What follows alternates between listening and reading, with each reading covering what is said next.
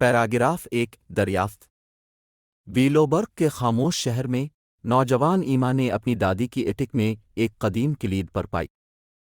یہ کلید ان کی دیکھی ہوئی کسی بھی کلید سے مختلف تھی، چمکتے ہوئے چاندی کی بنائی ہوئی اور جاری کی گئی نقشوں سے بھری ہوئی۔ جب ایما نے اسے پکڑا، ایک عجیب سی حس محسوس ہوا۔ اچانک ایما نے نظر سے غائب ہو گئی اور اس کا جسم پتلی ہوا میں گھول گیا۔ وہ غیر مرئی ہو۔ ایما نے اپنی نئی غیر مرئی حالت کو جاننے کے لیے اس کی حدود کا امتحان لیا۔ وہ شہر میں گھومتی رہی، لوگوں کی زندگیوں کو بغیر پہچانے دیکھتی رہی۔ ایک دن شہر کی سرحدوں کی طرف جا رہی تھی کہ ایک پرانا جڑوہے سے ڈھکا ہوا باغ دیکھا۔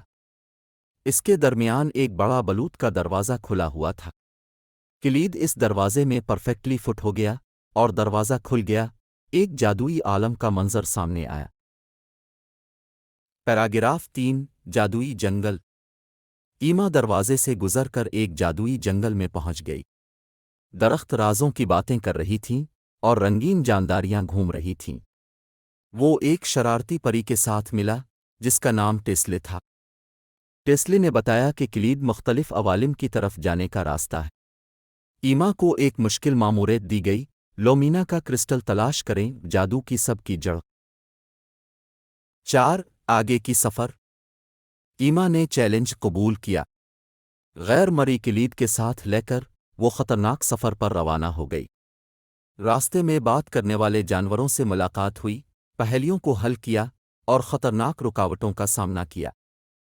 لیکن جب وہ لومینا کرسٹل کی جگہ کی طرف قریب تر ہوتی گئی، ایما نے سوچا کیا وہ اپنی غیر مرد کو قربان کرے گی تاکہ لومینا کو بچا سکے، اور دروازے کے پیچھے کیا اور راز چھپا ہوا ہے۔